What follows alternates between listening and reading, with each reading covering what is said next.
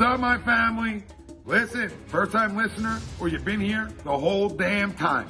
Hit that like, hit that subscribe, giddy up, let's go, enjoy the clip, no notes. The real conversation offensively was Bryce Harper's got to be a top 5 MVP guy, and that has not been the case. Injuries, etc., has not been the case. So that you had in the back end of this bullpen, you had routine plays that you can't make, and everything turns into an under 500 baseball team. Yeah, worst fielding team in baseball. Can that change? We thought was addressed.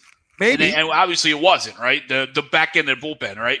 With the pieces they added, the veterans, you thought it couldn't get worse. You thought it couldn't get any worse. Here, hold my beer. We finally got rid of David Hale.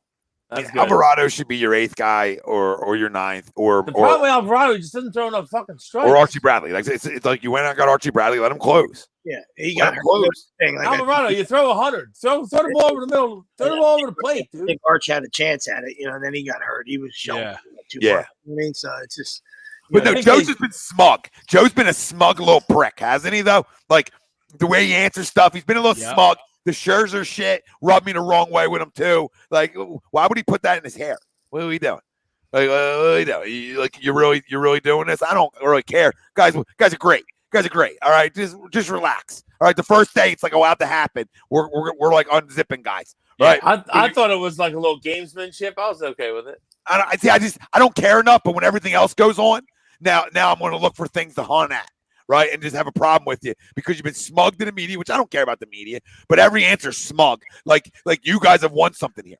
Like this isn't New York, Joe. Yeah, it's a different tone than when he started. You're absolutely right, Tom, because now he's getting to the point with the media where it's like, oh, well, I'm not going to give you any answers because you're just going to go and tell the other team. Well, like, Joe, what the hell do you care? And not even that, everything. Like the Daenerys answers. The Daenerys answers were smug. He was there, and he underachieved there too. So he should never be smug. You know what I mean? Like, you know what I mean? Like he played the game hard. He was a fucking bench guy. You know what I mean? Like, he was, he played a long time in the big leagues. I'm gonna take anything away from him. But he was, pretty much a career bench guy, a fucking tough guy. Played. He overachieved in the Marlins with no, with no, like you're saying, where they weren't supposed to be anything. They had a 500 season. Sometimes that's the easiest teams to coach, right? Because yeah. I don't have a bunch of prima donnas. A lot easier than the Yankees and fucking Phillies. Well, we got a lot of prima donnas here. I feel like your manager said that 2 weeks ago, Tom. He said, "I love this situation. Love it." Donnie said it. Wouldn't trade it for the world. Loves teaching the game to the young kids, and that's it. No bullshit.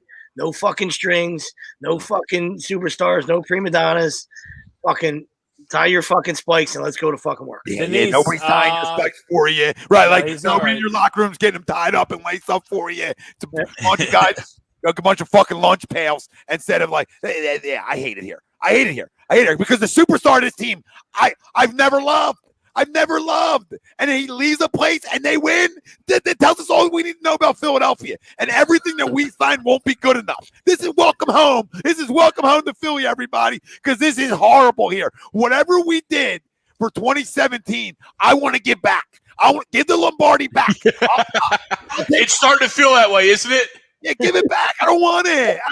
Everything we get doesn't work out. Like we get two picks that we think Sixers-wise are this or that, right? And then one of them, like you can't make it up. One of them won't dunk a ball because he's scared to shoot a ball in a game where you're taught like we're talking jab steps, pump fakes. He's scared to shoot. He's scared to shoot a ball where no one guards him. Nobody guards you. Nobody guards the whole league. Wants scared of a free throw. Can you imagine being scared of a free throw? I can go 8 of 10 after a 12 pack, and that's guaranteed.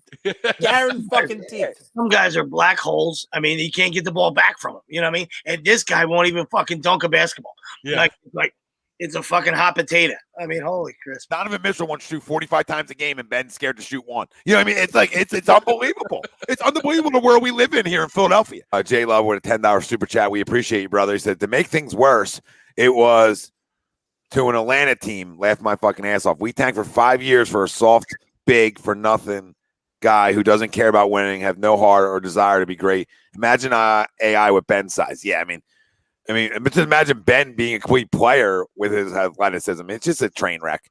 It really is. Now and then we're talking about shooting right fucking handed, J Love. You know what I mean? Like, shut up.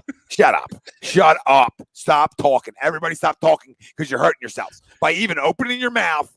All right. It's like shut your mouth when you're talking to me. That's what this is. Shut up. Like you're talking about right-handed. If I'm a reporter, I say I gotta stop the presser. Hold on. I know you're up next. Fuck you. What did you just say? Did you just say right-handed? Come back next year, 80% for the free throw line. Right-handed? We're going right-handed? And then people actually fall for it and they're like putting videos up of him shooting them right-handed. It's smoother. I can't live here anymore. I can't do it anymore. I cannot do it anymore. We're now switching hands. What are we doing? Is this true? Wait, that's not true, right? That is factual. That was said in the presser. That he's going to shoot right-handed? He's going to look at it. They're going to look at it. We're going to fucking binoculars. They're going to look at it? Well, hold on. Is he right-handed? This is a circus. Well, nobody knows that. Okay, nobody knows for sure because this jerk. Well, they say he is right-handed, right? Oh, that's they what they say say. That? They say that they should. I don't know. That's what I heard someone say. They say like his right hand's his dominant hand. Like if he threw a baseball, he would throw it right-handed. Oh my god! And we're shooting left. I mean, this is Barnum and Bailey shit right here, buddy. This is a big top. I mean, but he always has shot left though. He shot left at LSU. Big top Pee Wee here. This is unbelievable.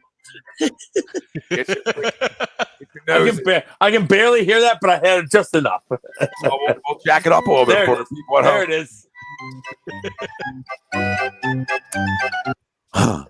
Atlanta up 44-41. Freaking stinks on the court. I've never seen a choke job like this. To go back to that, as we're watching basketball, it's just disgusting. And then you pick that back with the Phillies just being a train wreck. I mean, it's just bad to be here. The Phillies could have freaking won 4 games in this series, like we were talking about earlier, and put themselves right in the mix, right in the conversation. They split it, which is fine usually, right? But not in the way you lost games, right? So no, you got to lead in all 4.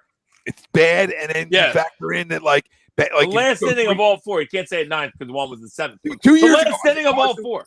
Carson Wentz and Ben Simmons will both be gone. I think people would have told me you're crazy. People would have said you're nuts, Tom. What are you talking about?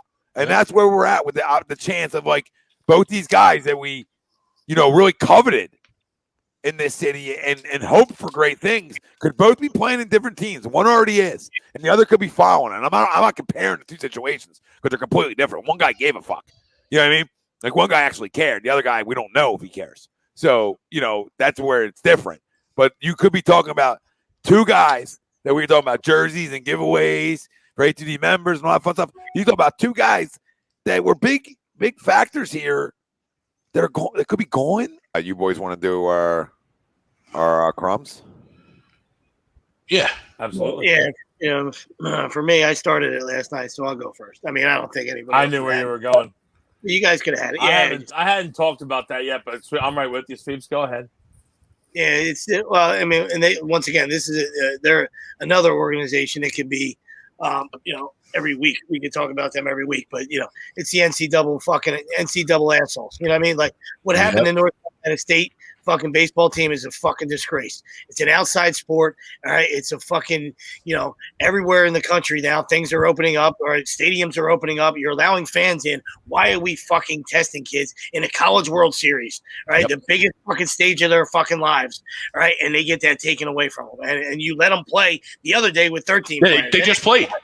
Then they decided to play they decided to let them play with 13 players. They got a position guy playing first. It was unbelievable. And then at 2 a.m., like fucking creeps and the scumbags that they are, they make a decision when everybody else is sleeping. It's fucking disgusting. Yep. And like I said, it goes back to everything they fucking do, whether it's the college playoff system, it's all about money, all about bullshit. All right, to situations like this, the March Madness, fucking teams not getting in, a selection committee, whatever it is. They did it to the women's golfer a couple weeks ago too. Yep. Yes, they did. Yeah, it's horrendous, Sweeps. It's fucking disgusting, and they should be fucking ashamed of themselves. You know what I mean? It's just like, Chris Tucker sighting. Look at Cam Newton. No, you're good, buddy. It's just, like I said. I'm right with you. Absolutely. 100%. It's typical of the NCAA, really. And the fact that they made the ruling at 2 a.m., it's just, that's laughable. Like, what's even happening? Like, if you're going to make the ruling, then don't let them play the game before. Yeah, Like, the cover. take it out. My crumb is a couple of tweets that I've seen over the last couple of days. So one guy tweets out a photo of Jalen Hurts and says, "When's the last time we had a QB investing and working with use as much as QB1 Jalen Hurts does?" I'm sorry. Did our last quarterback not do a whole lot of charitable stuff and open up a food truck for the homeless? And I don't know. And then Mr. Chip Carey decides that Ryan Hendricks is the first player in Major League history whose last name ends in X. I don't know. Maybe one of the greatest right-handed pitchers of all time might have something to say about that. Jimmy Fallon. Or Greg Maddux. So I saw those almost consecutively scrolling the other day, and I'm like, oh my God, this can't be true. Like, wow. There's some tough tweets. It's tough. Like the Jalen Hurts one is just like blows me away. It's just a I love, cool work with kids, but like, come on, everyone does it. Like, yeah, guys do this. This is what they should do, and guys do it. And especially if you're a face of franchises, this is what you're supposed to do. My crumb, oh man, wow. So my crumb, I know it circles back to something we talked about for a long time. It's been a week too long of talking about it. This is where it started last Sunday on our live reactions, and it's carried with me. And now it's even worse because now what happens is, and I see it all the time posted by people, is the deflectors come, right? And the guys who I feel like never watch basketball, and they tell you how it's on this person and this person and this person, and I don't disagree with some of the statements about people like Joel's turnovers and etc. Like I'm right with you, unacceptable, okay? But no basketball too, all right? And don't be a fanboy, and understand that with no guard play. To open the court up, he has to catch around the perimeter a little bit more than you would like. Mm-hmm. Okay, because you have no guard who can create. All right, so he has to be pick and rolls, has to be out there a little bit more, where it should be Ben, right? But he can't play off a pick and roll, right? Same stuff we talk about Brett. He can't play off a pick and roll. So how are you supposed to pick and roll with him?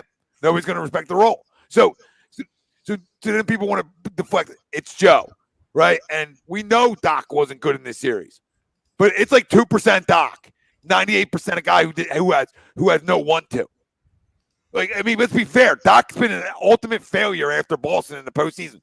Nobody in the history of talking sports can debate that. That's factual information, okay?